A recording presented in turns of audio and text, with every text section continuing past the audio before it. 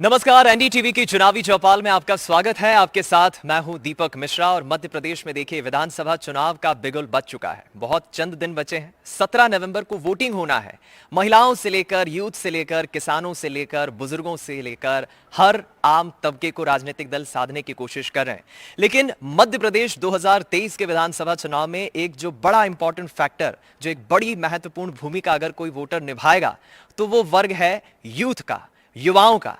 इनमें से कई ऐसे युवा हैं जो पहली बार वोट देंगे, कई ऐसे युवा हैं जो दूसरी बार वोट देंगे। और यही युवा मतदाता एक बड़ी भूमिका 2023 की सत्ता में सिंहासन पे मुख्यमंत्री की कुर्सी पर कौन बैठेगा ये तय करेंगे। ऐसे ही कुछ युवाओं के साथ आज मैं मौजूद हूं। मैं इस वक्त मौजूद हूं मध्य प्रदेश की राजधानी भोपाल में, राजा भोज की नगरी, जिसने कई राजनीतिक हस्तियों से लेकर तमाम सेलिब्रिटीज से लेकर पॉलिटिशियन से लेकर सिंगर से लेकर, न जाने ये फहरिस्त लंबी है, जिस पर मैं चर्चा करूंगा तो लंबी निकल जाएगी।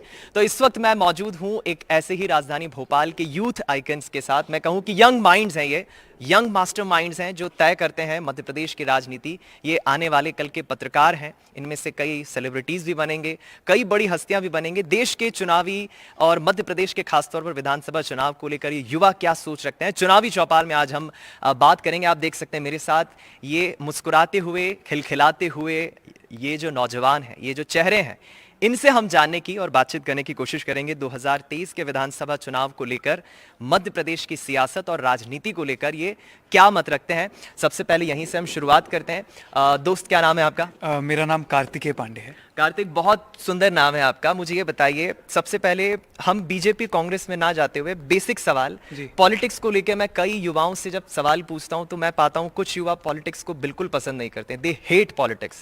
कुछ युवा बहुत कहते हैं कि नहीं, हम ही तो आएंगे पॉलिटिक्स में। आपका पर्सनली पॉलिटिक्स पर लेकर क्या सुझाव है? मेरा ऐसा कोई पर्सिस्टिक व्यू नहीं है पॉलिटिक्स को लेके। मैं भी इतना ज़्यादा इनग्रोज नहीं हूँ पॉलिटिक्स में, but of course we should be informed about all what is happening with us और that could affect us. So मेरा यही मानना है कि हाँ, एक बेसिक इन्फॉर्मेशन कि आपके जीवन में और अभी आपकी परिस्थितियाँ, आपके आपके देश में क्या परिस्थितियाँ चल रही हैं, कैसी किन परिस्थितियों के कारण आप अफेक्ट हो सकते हैं, वो जानना बहुत ज़रूरी है। सो यू लाइक पॉलिटिक्स और you hate politics? I am very neutral when it comes to politics, but I love to know about what is happening. Okay. Yeah. Okay. We'll come forward. हम बाद में भी बात करेंगे। आपका क्या नाम है? जी नमस्ते, मेरा नाम मैथिली झा है। मैथिली, आप फर्स्ट टाइम वोट करेंगी या आप कर चुके हैं? First time. ओके, तो अभी हम पॉलिटिक्स को लेके कॉमन रिएक्शन लेना चाह रहे हैं। आप पॉलिटिक्स पसंद करती नहीं करती? जैसे कि कार्तिकेय ने भी बोला कि न्यूट्रल जो वर्ड है वो मेरे में भी लागू होता है ऑफ कोर्स, कि इट्स नॉट अबाउट लव और it's not about love, sorry hate. But ये चीज़ है कि वही जो क्रेडिबिलिटी एक इंसान के को लेकर के, कि आपका जो देश चला रहा है, अबाउट द पॉलिटिक्स क्या हो रहा है, इन्फॉर्मेशन बेसिक चीज़ तो ऑब्वियसली होनी चाहिए।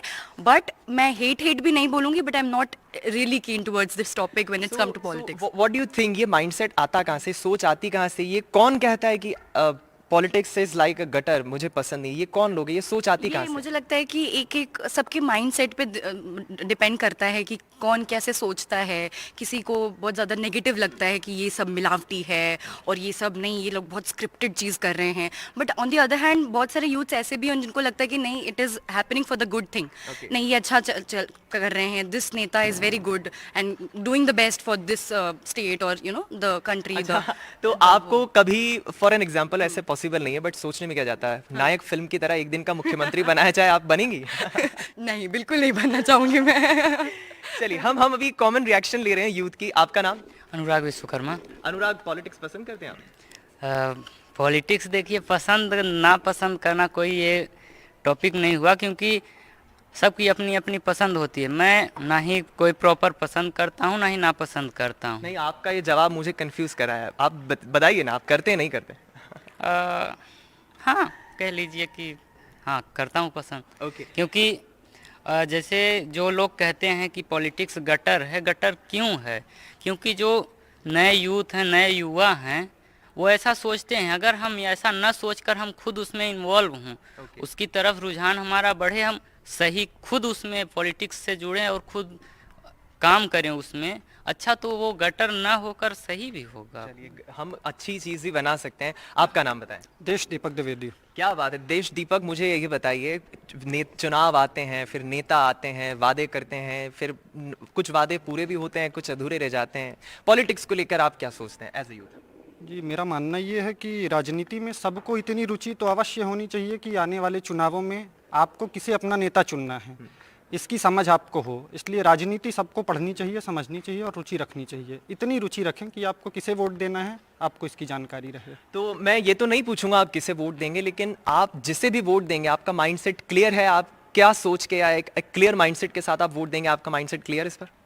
हाँ, कुछ चीज़ें मेरे दिमाग में क्लियर हैं और मैं आपको बताऊंगा भी नहीं कि मैं किसे वोट दे नहीं, रहा मैंने हूँ। इसलिए पूछा, मैं पूछूंगा भी नहीं। कंफ्यूजन तो नहीं है किसी तरह का? किसी तरह का कन्फ्यूज़न नहीं है मेरे दिमाग में। क्या है, सबकी अपनी अच्छाइयाँ बुराइयाँ प्लस माइनस हैं, वो सब इवेल्युएट करके ही हम वोट करने वाले हैं। अच्छा, आपका नाम बताएं। मुस्कान पाठक। मुस्कान, देखिए इनका नाम मुस्कान है और इनके चेहरे पे भी बहुत प्यारी सी मुस्कान है। मुस्कान, आप क्या करती हैं? पॉलिटिक्स को लेकर क्या मत रखती है? मेरा ऐसा मानना है कि पॉलिटिक्स में हर किसी को इंटरेस्ट लेना चाहिए, क्योंकि एक अवेयर सिटीजन होना बहुत ज़रूरी है। आप किसको चुनते हैं, कौन आपका नेतृत्व करता है आगे जाकर, उसके लिए आपको पॉलिटिक्स के बारे में इंफॉर्मेशन होना, लोगों के बारे में जानना, कैंडिडेट्स के बारे में जानना ज़रूरी है। तो मेरा ऐसा मानना है कि पॉलिटिक्स के बारे में अवेयरनेस होना लोगों के बीच बहुत ज़रूरी है। और जो कुछ लोग होते हैं जो कहते हैं कि पॉलिटिक्स बहुत घटिया होती है, पॉलिटिक्स इज़ डर्टी, मुझे ऐसा लगता है कि वो कुछ ऐसे लोग हैं, उनके भी रीजंस हैं अपने। वो कुछ ऐसे लोग हैं जो काफ़ी फ्रस्ट्रेटेड हैं, हो सकता है उनके साथ कुछ गलत हुआ हो तो पॉलिटिकली। आपको मौका मिले आने का राजनीति में, तो आप आएंगी? मैं बिल्कुल आना चाहूँगी, मेरा हमेशा से इंटरेस्ट रहा है। That's interesting. आप देखिए यहाँ के यूथ से बात करके अभी तक जितने मैंने रिएक्शंस लिए मुझे बहुत अच्छा लग रहा है। आप क्या कहेंगे? आपका क्या नाम? सर, मेरा नाम प्रतिष्ठा पवार है। आप क्या कहेंगे? Politics do you like? Yes, I like politics. And अगर बात की जाए, क्योंकि हम लोग डेमोक्रेटिक कंट्री में रह रहे हैं, तो मतलब वही होता है, to the by the people for the people. So ये हम लोग को इंटरेस्ट लेना चाहिए और लाइक भी करना चाहिए। यानी लोकतंत्र को आप पसंद करती हैं? यस, बिल्कुल। कभी चाइना जैसे देश में रहना हो जहाँ तानाशाही हो? नहीं, मैं इंडिया में बहुत खुश हूँ क्योंकि यहाँ पे डेमोक्रेसी है and to be a Indian मुझे अच्छा लगता है। आप क्या कहेंगे? आपका नाम? मेरा नाम तनीषा जैन है। ओके, कभी सोचिए आप चाइना में होती, तानाशाह गवर्नमेंट, वहाँ लोकतंत्र होगा ही नहीं, ऐसा कभी कुछ सोचा है आपने? नहीं, मैंने ऐसा कभी सोचा तो नहीं है, लेकिन अगर सोचना पड़े तो अगर हम वहाँ बचपन से रह रहे हैं, पले हैं, बड़े हैं, तो हमारे लिए वो नॉर्मल होगा। जैसे हम इंडिया में रह रहे हैं, डेमोक्रेटिक कंट्री है, हमने शुरू से यही चीज़ें देखी है, तो हमने ये चीज़ों को अडेप्ट किया। अगर चाइना में होते तो शायद अडेप्ट कर लेते। ओके, आपका नाम बताएं। मेरा नाम यश बाजपेयी, मैं पत्रकारिता का विद्यार्थी हूँ, रहने वाला कानपुर उत्तर प्रदेश से। अरे क्या बात है! क्या बड़े आगे चल के आप क्या प्लान करें, फ्यूचर में क्या बनना चाह रहे हैं? प्लान तो जो मेरा है, जैसे कि मैं राजनीति में रुचि रखता हूँ, तो आने वाले समय में राजनीति में ज़रूर अपना एक ना एक कदम ज़रूर रखूँगा। और अगर भाग्य ने साथ दिया और लोगों ने, जनता ने साथ दिया, तो आने वाले समय में गद्दी पर भी बैठ के राज करूँगा और लोगों की सेवा आप करूँगा। आने वाले वक्त में अगर राजनीति में किसी अच्छे पद पे चले गए और फिर किसी बड़े चैनल से आपको अगर ऑफर आए कि आप हमारे चैनल में आ जाइए, तो आप अपना प्रोफेशन चेंज करेंगे? देखिए, प्रोफेशन चेंज करने की बात नहीं है। जहाँ पे देखिए, पत्रकार का भी काम वही होता है कि लोगों की सेवा करना, लोगों की आवाज़ को बुलंद करना, एक गरीब इंसान की आवाज़ को बुलंद करना। और एक नेता का भी काम यही होता है, जो गरीब लोग हैं, गरीब वर्ग है, जिनको सहायता की ज़रूरत है, आवश्यकता है, उनकी मदद करना। तो कहीं ना कहीं देखिए, एक पेड़ होता है, उसकी शाखाएं अलग अलग होती हैं, ठीक है ना। तो मेरे हिसाब से पत्रकारिता और राजनीति कहीं ना कहीं मिलते जुलते दो भाई हैं, जो बिछड़े हुए हैं, लेकिन कहीं ना कहीं काम और उद्देश्य दोनों का एक ही है, सेवा करना। बहुत अच्छा उदाहरण दिया है। आपका नाम बताएं। मेरा नाम अभय भारती है, मैं सिनेमा का स्टूडेंट। अब है चुनावी माहौल है, हर तरफ आप भी सुन रहे होंगे, ब्रांडिंग हो रही है, नेता आ रहे हैं, टिकट की बातें हो रही है, राजनीतिक दलों की बातें हो रही है। पहला ओपनिंग रिएक्शन, आप क्या एज अ यूथ क्या सोचते हैं राजनीति पॉलिटिक्स को लेकर? राजनीति पॉलिटिक्स के हिसाब से तो देखो, नेता अपन को वही चुनना चाहिए जो काम करे, जनता के लिए काम करे, गरीबों के लिए काम करे। आजकल क्या हो रहा है, जो नेता हैं वो अपने लिए काम कर रहे हैं, वो यूथ को तो देख ही नहीं रहे।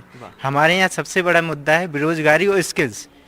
गवर्नमेंट क्या कर रही है, स्किल्स को एडवर्टाइज तो खूब कर रही है, लेकिन वो फील्ड वर्क पे अप्लाई नहीं हो पा रहा है। ये एक इम्पॉर्टेंट बात कही है। राजनीति में हमें, हमारे नेताओं को खास तौर पे बेरोजगारी, आपने रोजगार का जिक्र किया, और स्किल्स, इस पर ध्यान देना चाहिए। मैं आऊँगा आपके पास। जी नमस्ते, और सभी दर्शकों को मेरी तरफ से बहुत बहुत नमस्कार।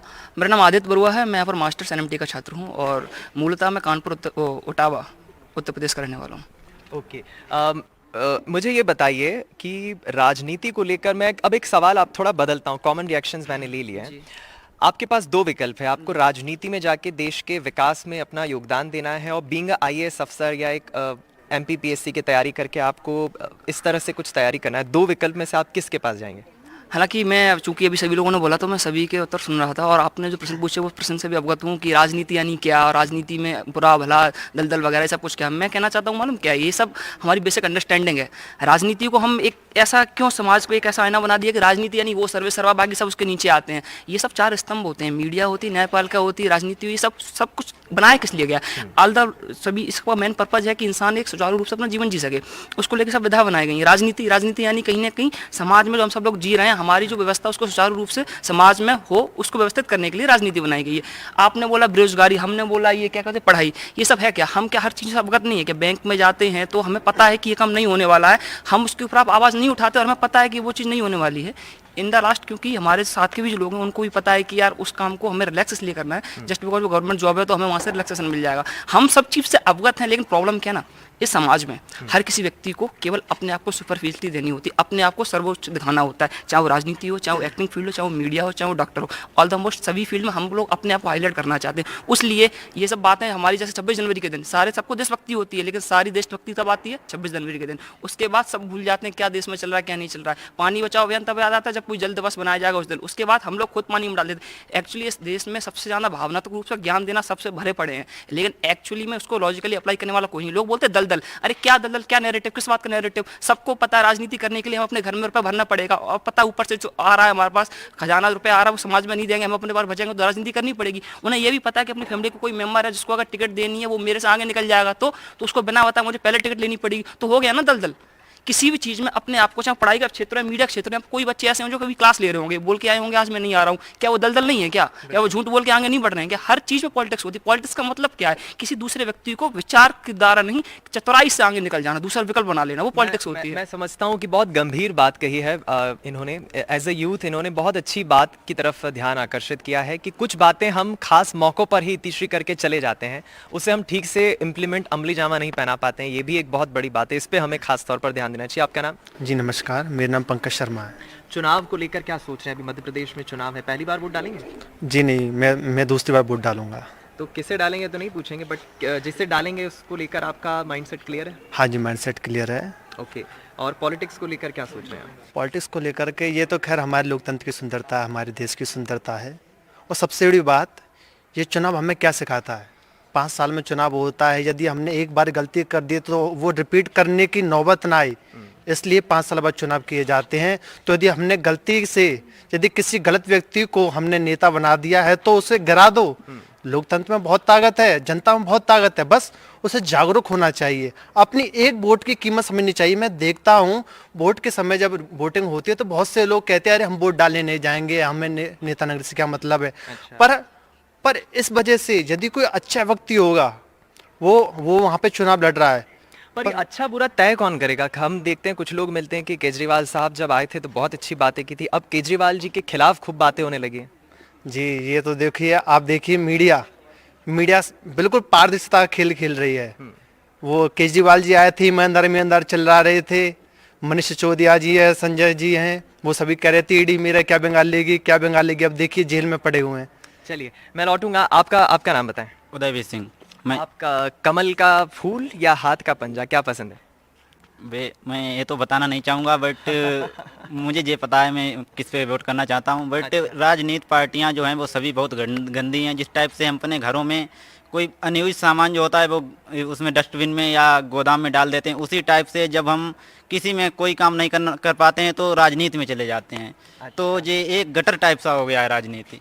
ये देखिए यूथ, अभी तक जितने हमने बात की उनमें से दूसरा कमेंट मुझे मिला है जो राजनीति को लेकर ये भी एक राय रखता है अपनी। मुख्यमंत्री के तौर पे शिवराज सिंह चौहान या कमलनाथ मध्य प्रदेश में, क्या देख रहे हैं आप? शिवराज सिंह चौहान। क्या बात है, कोई खास वजह? मामा वाला उनकी तो छवि है ही, लेकिन कोई खास वजह उसके पीछे? उनके मुद्दे, उनके विकास दिख रहे हैं मध्य प्रदेश में, जैसे कि लाडली बहना योजना हो, शिक्षा स्तर भी ठीक है उनके उस पर, और बेरोजगारी भी थोड़ा नहीं, लेकिन कुछ ना उन्होंने किया है बेरोजगारी पे काम। आप क्या कहेंगे, शिवराज जी या कमलनाथ? ये तो मध्य प्रदेश की जनता को तय करना है कौन आप किनको। फर्स्ट टाइम मैं सेकंड टाइम वोटर सेकंड हूँ। टाइम वोटर है, तो किसे वोट देंगे क्लियर है? जो राष्ट्र हित में जो काम करेगा उसी को मेरा मतदान होगा। राष्ट्र हित की जो बात करेगा, लेकिन देखिए राष्ट्र हित और हिंदुत्व की बात भी तो बहुत सारे राजनीतिक दल हैं जो कर रहे हैं, कोई एक राजनीतिक दल नहीं है। जो सनातन का विरोध करेगा उसको प्रदेश की जनता उसको नकार देगी। अच्छा, आप मध्य प्रदेश की राजनीति को लेकर क्या क्या प्लान रख रहे हैं? इस बार तो ऐसा लग रहा है कि मध्य प्रदेश में कांग्रेस की ही कमल खिलेगी क्योंकि कमलनाथ जी इस बार जीतने वाले हैं, क्योंकि इस बार जनता का ही मानना है कि कमलनाथ जी कुछ बदलाव करने वाले हैं अपने राज्यों को लेकर। चलिए, तो देखिए अभी हमने एक जो कॉमन रिएक्शंस लिए हैं युवाओं से, इन यूथ से, उसको लेकर इतना मुझे जरूर समझ आ रहा है कि मध्य प्रदेश हो या देश हो, राजनीति को लेकर एक सकारात्मक, एक पॉजिटिव भाव जरूर इन युवाओं के मन में है, दिलो दिमाग में है। लेकिन सबसे खास बात यह है कि आखिर देश के विकास की जब बात होती है, देश के युवाओं की भागीदारी की जब बात होती है, तो यही तो वो नौजवान हैं जो आगे चलकर अपनी पढ़ाई पूरी करने के बाद अपने भविष्य में, अपने करियर में देश की राजनीति में आकर अपना योगदान देंगे और देश का विकास तय करेंगे। देश किस गति से आगे विकास की ओर बढ़े, किस मापदंड के साथ आगे बढ़े, यही वो युवा है। लेकिन सबसे महत्वपूर्ण बात, अब मध्य प्रदेश की हम राजनीति को लेकर थोड़ी चर्चा करते हैं। आपसे अब मैं ये जानना चाहूंगा, मुझे ये बताइए, हम देखते हैं कुछ स्टूडेंट्स आईएएस बनने की, पुलिस ऑफिसर बनने की तैयारी करते हैं, लेकिन बुरा जब लगता है जब एक 12th पास राजनेता एक कलेक्टर को अपने अंडर अधीन कर लेता है, कुछ ऐसे इंस्ट्रक्ट कर देता है। इस पर आप क्या राय रखते हैं? हाँ, मैं मानता हूँ ये बहुत लॉजिकल बात आपने कही कि एक इतना पढ़ा लिखा व्यक्ति और वो एक पद के नीचे उसको काम करना पड़ा और उसके निर्देशानुसार उसको एक्ट करना पड़ता है, वो थोड़ा दुखदाई है। पर अब वो शुरू से शुरू हुई हैं चीज़ें, उन चीज़ों को अब हम शुरू करेंगे तो हम नहीं पता हम इसको कब बदल पाएंगे, क्योंकि ये तो शुरू में इन चीज़ों का ध्यान देना चाहिए था। जिस समय एलिजिबिलिटी क्राइटेरियाज बनाए गए, जिस समय बनाए गए कि इसकी एलिजिबिलिटी ये है, if you want to be a member of Lok Sabha उसका ये है, राज्यसभा, तो बहुत ज़रूरी पॉइंट है कि ये बिल्कुल होना चाहिए था। तो आप क्या राय रखती कि जैसा ये बता रहे हैं कि क्या ऐसा कोई कानून होना चाहिए, ऐसी कोई एलिजिबिलिटी क्राइटेरिया तय होना चाहिए राजनेताओं के लिए? जी बिल्कुल, मुझे अभी ऐसा लगता है कि एक स्पेसिफिक पोजीशन जो इसने कार्तिकेय जी ने बोला, सेम मुझे भी यही, मेरा भी माइंडसेट यही कहता है कि हाँ एक पोजीशन होना चाहिए, एक एलिजिबिलिटी होनी चाहिए। One more thing, I know कि जो मिनिस्ट्रीज दी जाती हैं वो पास्ट एक्सपीरियंसेस और आपके नॉलेज के हिसाब से दी जाती हैं, बट हमने हिस्ट्री में ये देखा है कि people have failed their work because they had lack of experience और they had lack of motive. जो इंसान पढ़ के अपने समय को पढ़ाई में न्यौछावर करके, अपने जीवन को न्यौछावर करके जब उस पद पे बैठता है, एक कलेक्टर, एक आईएएस बैठता है, तो उसके अंदर एक वो भाव होता है कि मैंने अपने इतने जीवन का इतना समय एक कुछ वहां तक पहुंचने के लिए बिताया और वहां तक पहुंच के अब मैं क्या करूंगा, अब जो मैं करूंगा वो मैं अपने और देश के हित के लिए करूंगा। ये एक महत्वपूर्ण बात इन्होंने कही है। मुस्कान, राइट, आप मुझे बताइए, एलिजिबिलिटी क्राइटेरिया आज के युवाओं की ये मांग है कि राजनेताओं के लिए होना चाहिए, राजनीति में अगर आप आ रहे हैं तो there should be some eligibility criteria. बिल्कुल, मेरा भी मानना कुछ ऐसा ही है कि अगर कोई भी राजनेता है, कोई भी राजनीति में आना चाहता है, तो एक एलिजिबिलिटी क्राइटेरिया बहुत ज़रूरी है, ताकि जो सोसाइटी में चीज़ें हो रही हैं, जो घटनाक्रम हो रहे हैं या जो भी सोसाइटी में चल रहा है, उसकी एक बेसिक समझ होना बेहद ज़रूरी है कि हम उस प्रॉब्लम को सॉल्व करने की सोल्यूशन ओरिएंटेड चीज़ें होनी चाहिए। तो वो सोल्यूशन आप तभी समझ सकते हैं, तभी निकाल सकते हैं जब आप उस प्रॉब्लम को एनालाइज कर सकें, और वो प्रॉब्लम एनालाइज करने की जो कैपेसिटी होती है वो एक बेसिक एजुकेशन के बाद ही आप डेवलप करते हैं। तो मेरा ऐसा मानना है कि एक एलिजिबिलिटी क्राइटेरिया होना बेहद ज़रूरी है और हमारे राजनेताओं का जो चयन होता है उसमें उस पर ज़रूर ध्यान देना चाहिए। इसमें एक सवाल ये भी खड़ा होता है कि आखिर ये होगा कैसे? आप क्या समझती है, आखिर इम्प्लीमेंट हम करना चाहें तो करेगी तो सरकार ही, ये कैसे होगा, आप क्या राय रखती हैं? अगर बात की जाए ये एलिजिबिलिटी जो क्राइटेरिया उसको फिक्स करने का, तो हाँ, जैसे कि सभी चीज़ का एक क्राइटेरिया होता है, तो उस टाइप से पॉलिटिशियंस के लिए भी एक क्राइटेरिया होना चाहिए, और इसके लिए आवाज़ जो है हम यूथ को ही उठाना चाहिए कि हाँ इस तरीके से चीज़ें होनी चाहिए। अगर सभी चीज़ों का क्राइटेरिया है, अगर कोई गवर्नमेंट एग्ज़ाम में कोई क्लैरिफाई कर रहा है, उसके लिए एलिजिबिलिटी है, उसके लिए क्राइटेरिया, तो हाँ पॉलिटिशियंस के लिए भी होने चाहिए। एंड जैसे कि मुस्कान ने कहा, yes, education is the key, education तो होना ही चाहिए। हम फिर ये भी देखते हैं राजनीति में रिजर्वेशन भी होता है, जब टिकटों की बात होती है, तो आपको क्या लगता है कि कुछ सीटें होती है जहां एसटी का कैंडिडेट होगा, कहीं पर एससी का कैंडिडेट होगा, एक जनरल सीट होती है, रिजर्वेशन को लेकर बहुत से अलग अलग रिएक्शंस मिलते हैं, रिजर्वेशन को लेकर आप क्या सोचती हैं? देखिए, रिजर्वेशन कोई परमानेंट सॉल्यूशन नहीं है ना, ये थोड़े टाइम के लिए होता है, क्योंकि जो लोग पिछड़े हैं उनको आगे लाना और उनका जो रिप्रेजेंटेशन होना वो ज़रूरी है, इसलिए रिजर्वेशन जो है वो ज़रूरी है, थोड़े टाइम के लिए ज़रूरी है। लेकिन तो ये जातीय आधार पर जो अभी तक चली आ रही है प्रणाली, ये सही है या इसमें कुछ बदलाव होना चाहिए? देखिए, बदलाव तब समझ आएगा कि जब हम देखते हैं कि वो जो पर्टिकुलर सोसाइटी एससी जो एसटी है वो आगे आ गए हैं, या वो उतने पिछड़े नहीं है जितना उनके साथ अन्याय पहले होता था, वो नहीं हो रहा है और उनका रिप्रेजेंटेशन हो रहा है, उनकी प्रॉब्लम्स का सोल्यूशन हो रहा है और उनको मतलब वो चीज़ें मिल गई हैं जो नॉर्मल लोगों को मिलती है, दूसरे कास्ट के लोगों को मिलती है, तो फिर रिजर्वेशन अलग कर देना चाहिए। ये एक टेम्पररी सॉल्यूशन है, परमानेंट सॉल्यूशन नहीं है। हम एक चीज़ ये भी देखते हैं कि जब रिजर्वेशन की बात होती है तो मैं अलॉटूंगा आपके पास, खासतौर पे सरकारें आती, रिजर्वेशन बढ़ाती जाती है। इसका कहीं तो कुछ अंत होगा। कई लोग विरोध भी करते हैं कि रिजर्वेशन क्यों, ये आर्थिक आधार पे क्यों नहीं होता है, जातीय आधार पे क्यों? आप क्या मान रखते हैं इस पर? अच्छा सर, एक मैंने कहानी सुनी थी, कोशिश करूँगा वो उससे मिल पाए।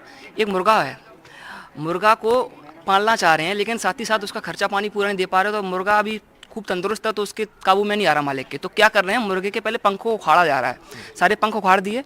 अब मुर्गे को दूर से एक दाना दिखाया जा रहा है तो मुर्गा भागा आ रहा है, हाँ दाना दो दाना, और बाद में उसके गुणगान भी गा रहा है कि भाई आपने मुझे दाना दिया, आप ही तो मुझे पाल रहे हो, आप ही तो सब कुछ कर रहे हो। एक्चुअली हम सब लोग उसके जिम्मेवार हैं जो हमारे साथ हो रहा है। एक पॉलिटिक्स को हम लोगों ने एक ऐसा बना रखा कि आप ही हमारे देखरेख करने वाले नेता, तो हम ये क्यों भूल जा रहे हैं कि ये केवल एक विधा है। और आपने बोला रिजर्वेशन, हम किसी चीज़ के ऐड तभी करते हैं जब उसकी बिक्री नहीं होती है। जो चीज़ जिसका योग्य होता है ना, एक चीज़ बोली जाती है बाई बर्थ लीजेंड बनते हैं, बाई बर्थ लीडर्स बनते हैं, लीडर्स बनाया नहीं जाता। हम किसी को एजुकेट कर सकते हैं, एक्सपीरियंस ले सकते हैं, लेकिन हम किसी को डायरेक्शन कैसे देंगे, वो हमारे अंदर खुद जब इमेजिनेशन होगा ना तभी हम दे पाएंगे। एक्चुअली ऐसे बोला जाता है कि गाना गा सब लोग सकते हैं, लिख सब लोग सकते हैं, लेकिन कंपोज वही कर सकता है जो उसकी मेलोडी को माइंड में फील कर पा रहा है। तो शायद ये एक रीजन है जिस वजह से पॉलिटिक्स में आज आईएएस इतनी नॉलेज होने के बावजूद भी नहीं आ पा रहे, क्योंकि आपने देखा होगा आजकल समाज में चला मैं इंट्रोवर्ट हूँ, एक्सट्रोवर्ट हूँ, ये सब क्या है? कहने का मतलब जो हमारे अंदर है, हम कभी कभार ऐसी सिचुएशन में होते हैं कि यार उस टाइम मेरे पास एक स्टेटमेंट था, बहुत अच्छा था, ऑन द स्पॉट था, देता था, लेकिन दे नहीं पाया। क्या mind on the spot react नहीं कर पा रहा है। लेकिन जो लीडर होता है ना, उस लीडर के अंदर क्या होना चाहिए, सभी कुछ सारे गुण समाहित होते हैं, वो एक लीडर बन सकता है। हम जस्ट बिकॉज को बेसिक उसकी हिस्ट्री अच्छी है, नॉलेज अच्छी है, उसके करंट अफेयर्स अच्छा है तो लीडर्स बन जाए, ये क्वालिटी नहीं है। आपको एक जमीन के जुड़े हुए आदमी से लेकर एक सीट से जुड़े हुए पॉलिटिक्स वाले व्यक्ति तक सबको समझना होगा और उनके ऊपर नियंत्रण बनाना।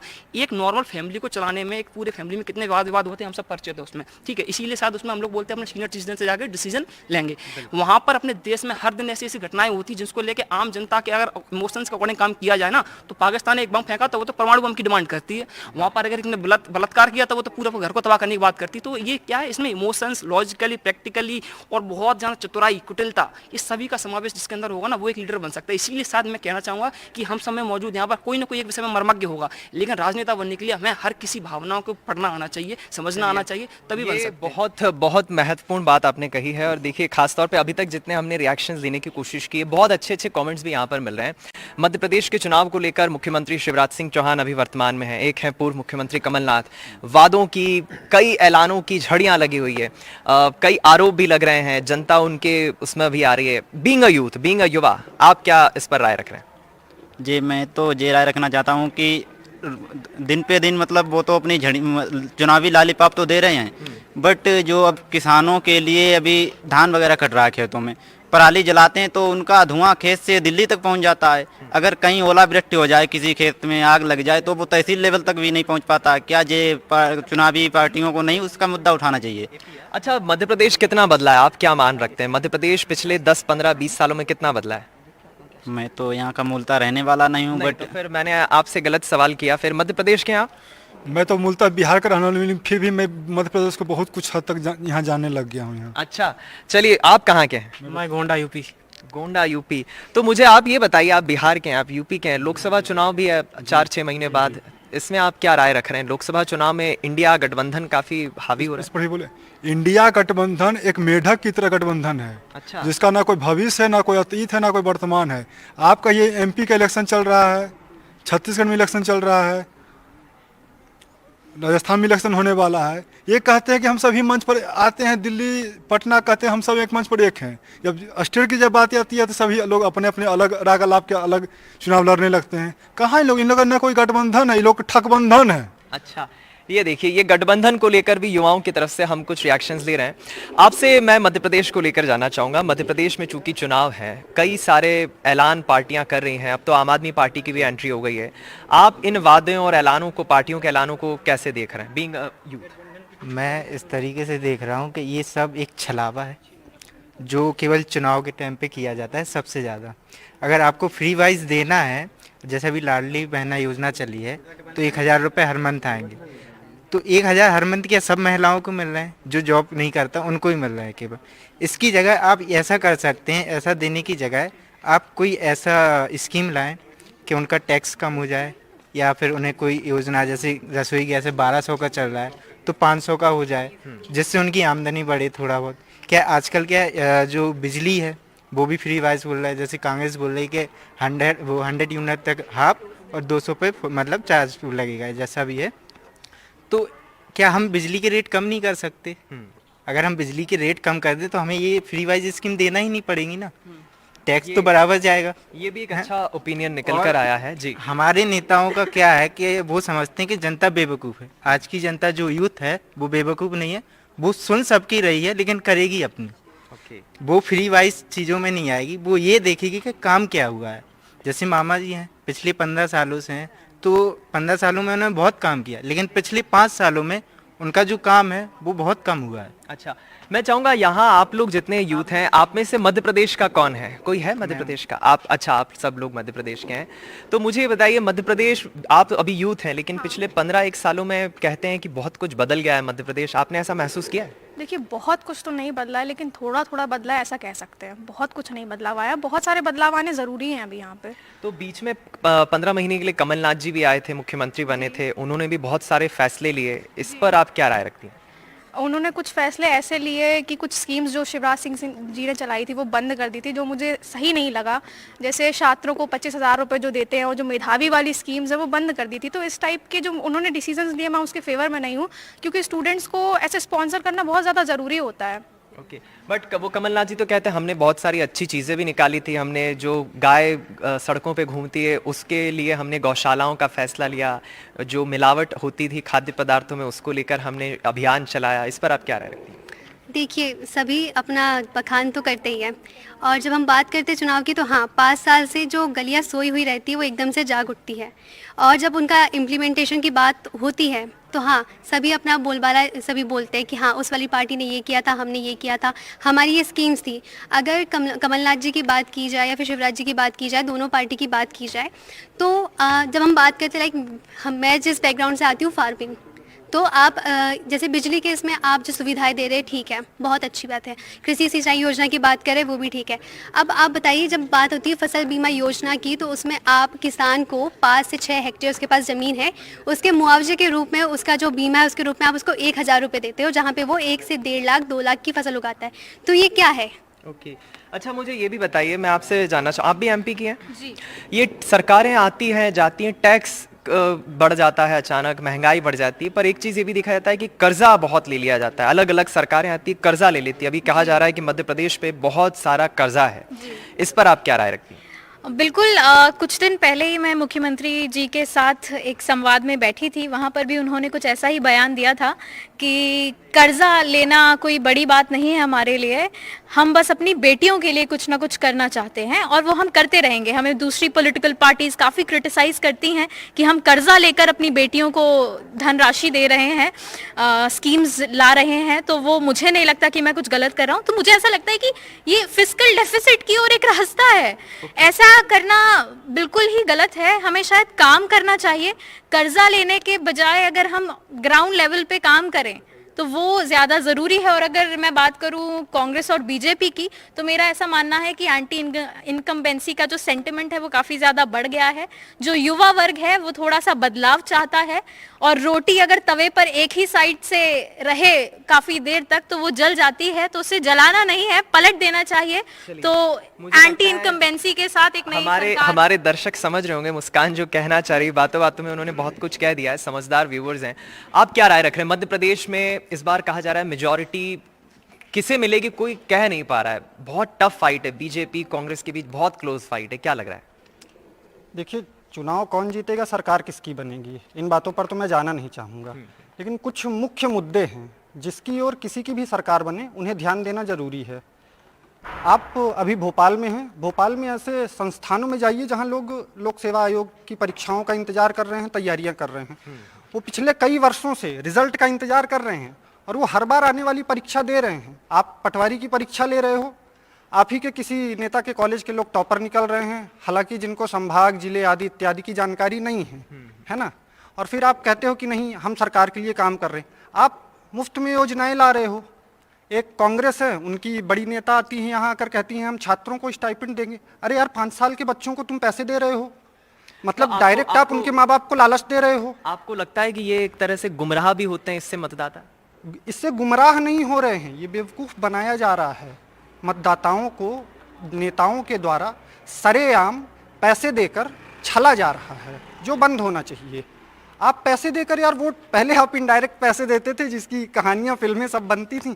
अब आप योजनाओं के नाम पे पैसे दे रहे हैं जो आपके प्रदेश को, देश को, सबको एक अंधकार की ओर ले जा रहा है। मुस्कान कुछ कहना चाह रही है जी। और मुझे ऐसा लगता है कि हमारे जो मध्य प्रदेश के मुख्यमंत्री साहब हैं शिवराज सिंह चौहान, उनके अगर उनके इलेक्शन के बारे में बात करूं, उनके कंटेंडरशिप की बात करूं मैं, तो एक फटीग फैक्टर भी है जो काफ़ी ज़्यादा रेलेवेंट है। लोग एक तरीके से ऊब गए हैं उस चेहरे से, और उन्हीं की पार्टी में कई सारे ऐसे कंटेंडर्स हैं उनके जो सीएम फेस की तौर पर अपने आप को देखते हैं। तो एक ये भी फैक्टर है जो एक चुनौती होगी शिवराज सिंह चौहान जी के लिए। और साथ ही साथ मुझे ऐसा लगता है कि जैसा कि मैंने पहले भी कहा, एंटी इनकम्बेंसी है ही, इंटरनल कॉन्फ्लिक्ट्स पार्टी में इतने सारे हैं।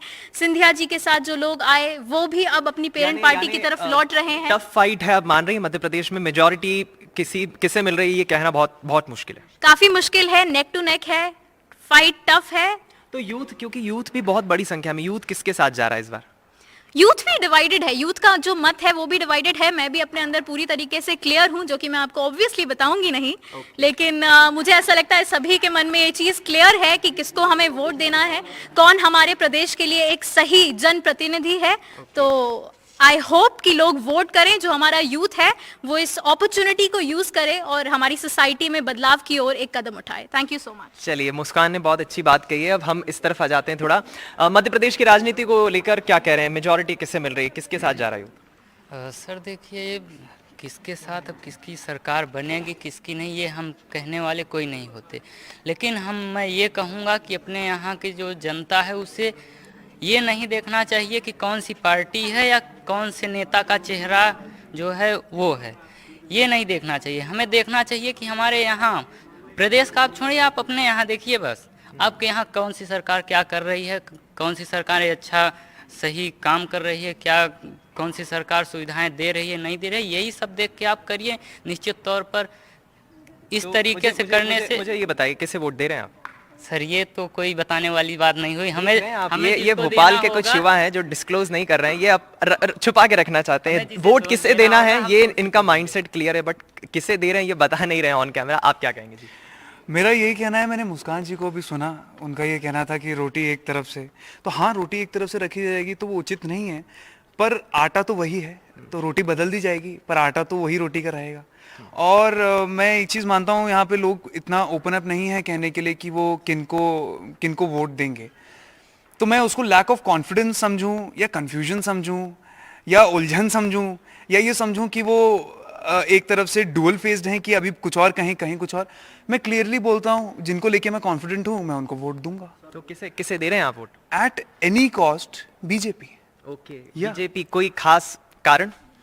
देखिए, कारण तो 22 जनवरी एक बहुत बड़ा कारण है, 22 जनवरी 2024 बहुत बड़ा कारण है, राम मंदिर बहुत बड़ा कारण है, और मोदी जी बहुत बड़ा कारण है, योगी जी बहुत बड़ा कारण है। आपसे अभी जब मेरी बात हो रही थी तो आपने एक चीज़ बोली थी, ऑर्गेनाइजेशन जरूरी है या ऑर्गेनाइजेशन में होने वाले लोग जरूरी है। तो मैं ये कहूँगा कि पहले आप ये देखिए कि वो ऑर्गेनाइजेशन जो बनी है वो किन लोगों से बनी है, कौन वो लोग हैं जो उस ऑर्गेनाइजेशन को कंडक्ट कर रहे हैं, who are the leaders who are formulating that organisation. So या ये एक महत्वपूर्ण बात है। एक युवा हमें ऐसा भी मिलता है जो कहता है कि भाई बोलने में आखिर हिचकिचाहट क्यों है, आखिर इसमें छुपाने वाली बात क्या है। जाते जाते कुछ और भी हम रिएक्शंस ले लेते हैं युवाओं से। हाँ जी बोलिए।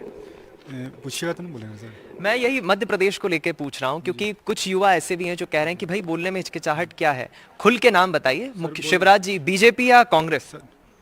राष्ट्र हित में सर। और मैं अपना नहीं, मुझे बताइए, बीजेपी या कांग्रेस? कमल। कमल। राहुल गांधी या नरेंद्र मोदी?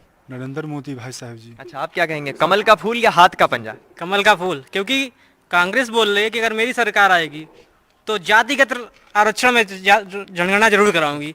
जाति जनगणना से देश का बहुत गरीबी की स्थिति में आ जाएगा और देश इससे बहुत भयभीत हो जाएगा। जनसंख्या बहुत ज़्यादा बढ़ जाएंगी, नौकरियां मिलना दुश्वार हो जाएगा। और इसे अभी भी इतना जो है तो और आगे दिक्कत भी पड़ेगी। जैसे कि महागठबंधन की आप बात कर रहे थे, महागठबंधन तो अभी से ही टूटता नजर आ रहा है। वहाँ वोटों के सीटों के लिए बंटवारे की बात हो रही है, आप हमें नहीं देंगे, मैं गठबंधन से दूर जा रहा हूँ, जैसे अभी अखिलेश यादव की बात हो रही है। बीजेपी एनडीए के पक्ष में, हाँ, आप कुछ कहना चाह रहे हैं मध्य प्रदेश के संदर्भ में? कहिए जी। जातिगत जनगणना आरक्षण, जातिगत जनगणना से प्रदेश की भला नहीं होता है। आज आप परिकल्पना करते हैं कि अमेरिका ऐसे बन गया, अमेरिका बनने के पीछे उसके पीछे वजह जानिए। आप नरेंद्र मोदी के विजन को जानेंगे, 2014 के बाद क्या बदलाव उन्होंने किया है, देश हित में क्या काम हुआ है। यूनिफॉर्म सिविल कोड को पूर्णतः लागू कर देना चाहिए पूरे भारत में।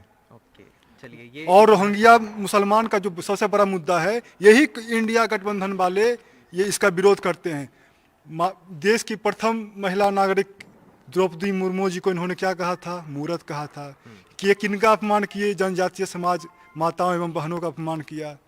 ये क्या महिलाओं की सुरक्षा? थोड़ा वापस मध्य प्रदेश की राजनीति पे लौटते हैं। जाते जाते मध्य प्रदेश में किसकी सरकार आ रही है? अब सीधा सवाल। देखिए, मैं आपको एक बात बताऊँ, सरकार किसी की भी है उसके रहने वाले लोगों से निर्धारित होता है कि वो किस प्रकार के कार्यों को चाहते हैं। मेन सरकार आना नहीं होता है कि दोनों मनुष्य है ना। मैं कहता हूँ, आज क्या नाम बताया, सिंधिया जी बीजेपी में चले गए। कैसे पहले जब वो कांग्रेस में थे तब वो खराब व्यक्ति थे कांग्रेस के लोगों के, मतलब बीजेपी सपोर्टर्स के लिए। अब बीजेपी में चले गए तो अच्छे हो गए, या फिर अभी वो बीजेपी में चले गए तो कांग्रेस के लिए खराब व्यक्ति हो गए। मैं समझता हूँ एक व्यक्ति के विचार, उसके काम करने के प्रति उसकी खुद के अंदर की आत्मा की आवाज़, वो उस व्यक्ति के अंदर एक मुखरता लेके आती है। इसके अतिरिक्त किसी पार्टी का लेवल उस व्यक्ति को स्थान प्रदान नहीं कर सकता। आपने शायद नाम सुना होगा बाल ठाकरे, राज ठाकरे, या पर मैं बात करूँ किसी ऐसे और भी लीडर्स के जिनके चाहे उस जमाने की बात हो, इस जमाने की बात हो, दोनों ही उनके प्रशंसक रहे हैं। और अभी बात कीजिए अटल बिहारी वाजपेयी की, तो आप अगर समुदाय की बात करें, धर्म की बात करें, तो उनके भी दोनों लोगों के प्रशंसक रहे हैं। तो ऐसा संभव नहीं है क्या? मुझे शॉर्ट एंड स्वीट छोटे आंसर बताइए, आप जल्दी से बताइए। अब सिर्फ मध्य प्रदेश में बीजेपी या कांग्रेस, किसकी सरकार? भाजपा। भाजपा। आप क्या कहेंगे, किसकी सरकार? शिवराज सिंह सरकार। मध्य प्रदेश में किसकी सरकार? बीजेपी। मध्य प्रदेश में किसकी? बीजेपी। मैं इसको थोड़ा इस तरह से कहना चाहूँगा, हालांकि शॉर्ट है। देखिए, कभी कभार हम प्रेजेंट के फायदे को देखकर डिसीजन परमानेंट नहीं लेते हैं, टेम्परेरी इमोशंस के ऊपर परमानेंट डिसीजन नहीं लिए जाते। तो शायद मध्य प्रदेश की जनता चाहते हुए भी कांग्रेस को वोट नहीं देगी। कारण ये है क्योंकि उन्हें ये पता है, क्योंकि जब हमारे पास ये पता होता है ना कि हमारे पास आउटकम्स रिजल्ट्स के आने वाले हैं ना, उसकी जो उन्होंने बात बोली ना कि उनको कंडक्ट कौन कर रहा है, आप अपनी पार्टी में एक बार देखिए कि हम अपनी पार्टी को रिप्रेजेंट कैसे करें लोगों के सामने। अच्छा, तो क्या हम ऐसा किसी पार्टी को हम केवल दूसरे की जो आई नीति उनको क्यों नेगोशिएट कर रहे हैं? ये तो बताइए, किसी पार्टी को स्पष्ट बहुमत मिल रहा है? नहीं मिल रहा है। बहुत टफ फाइट है यानी। एक्चुअली टफ फाइट होने का रीजन ये है क्योंकि आपने अपने आप को उतना डिजर्विंग प्रूफ नहीं कर पाया, जस्ट बिकॉज कॉम्पिटिटर आपको अब उस चुनौती का फायदा उठा रहे हैं, उस प्रॉब्लम का। लेकिन इसको जनता को ये पता है कॉम्पिटिटर उसमें फाइट नहीं कर पाएंगे, लेकिन उनको अब अपने लोग जो होते हैं ना, अपने परिवार के लोगों से नाराजगी दिखाने के लिए हमें कई बार कठोर बनना पड़ता है, क्योंकि आपने हमारी बात क्यों नहीं सुनी। लेकिन वहीं अपने परिवार को लोग कोई छोड़ते नहीं है कभी, तो घूम पर के आता घर पर ही है वो, लेकिन नाराजगी रहती है। बिल्कुल बिल्कुल नाराजगी रहती है। मध्य प्रदेश में किसकी सरकार? ये तो जनता के ऊपर है। अच्छा, आप किसे वोट दे रहे हैं? ये तो मेरे माइंड में क्लियर है, बट मैं बताऊंगा नहीं। ठीक है, सबको आज़ादी। आप क्या कहेंगे, मध्य प्रदेश में किसकी सरकार? मैं मध्य प्रदेश में सरकार की बात नहीं करूंगा, क्योंकि यहाँ ये कोई सरकार राज नहीं करेगी, यहाँ की जनता राज करेगी। जैसे कि आप पत्रकार हैं और हम पत्रकारिता की पढ़ाई कर रहे हैं, तो जैसे आप बातों को घुमाना जानते हैं, तो कहीं ना कहीं हम भी सीख रहे हैं। तो आप इतने मामूली तौर पर आप हमसे बात खुलवा नहीं सकते कि किसकी सरकार और किसको आप वोट देना चाहते हैं। तो यही कहूँगा कि जिस तरीके से आप कैमरा लाना भूल जाते हैं कुछ लोगों के ऊपर, जिनसे आपको बातें उगलवानी है, जिनसे आपको सत्यता उगलवानी है, तो इस तरीके आपने कैमरे को आपने ऐसे ढाल के रखा है, कुछ लोगों के ऊपर आप कैमरा नहीं लेके गए जो सत्यता बखान करते। तो मैं सोचूंगा कि सरकार आने के बाद एक ऐसे राष्ट्र हित की सरकार बनेगी, मैं चाहता हूँ मध्य प्रदेश में, और राष्ट्रवाद की सरकार बनेगी, और जो राष्ट्र के हित की बात करती है उसकी सरकार बनेगी। तो मैं किसी पार्टी के मुझे लेकिन ये समझ नहीं आ रहा, आप ही बताइए, कैमरे पे हम यूथ खिचकिचाता क्यों है बताने में कि वो किससे वोट दे रहा है? हिचकिचाहट इसलिए होती है, उनको लगता है कि लोग उनको जज करेंगे या उनको लेके एक माइंडसेट बन जाएगा कि ये पर्टिकुलर पर्सन इस इंसान को सपोर्ट कर रहा है। ये महत्वपूर्ण बात कही है, एक एग्जैक्ट रीजन है। जर्नलिज्म के स्टूडेंट्स हैं, हमें ना न्यूट्रल रहना चाहिए, हमें किसी पर्टिकुलर पार्टी में बायस होकर नहीं करना चाहिए। हमारे जो ओपिनियंस है या जो हमारा माइंडसेट है वो हमको हमारे तक रखना चाहिए, बाकी बायस नहीं होना चाहिए हमको। चलिए आप क्या कहें, किसकी सरकार आ रही है मध्य प्रदेश में? वही जनता की सरकार। अच्छा, तो स्पष्ट मेजोरिटी मिल रही है किसी को? हाल फिलहाल देखिए, अगर हम बात करें जो ओपिनियन पोल्स है और जो ओपिनियंस आ रहे हैं उसके अकॉर्डिंग, तो हाँ कंट्रोवर्सीज हो जाती है, ऊपर नीचे हो जाता है, तो कांट से एनी वर्ड, देखते हैं किसकी आती है। वैसे सरकार तो बनेगी हम जनता की ही। चलिए, किसकी सरकार?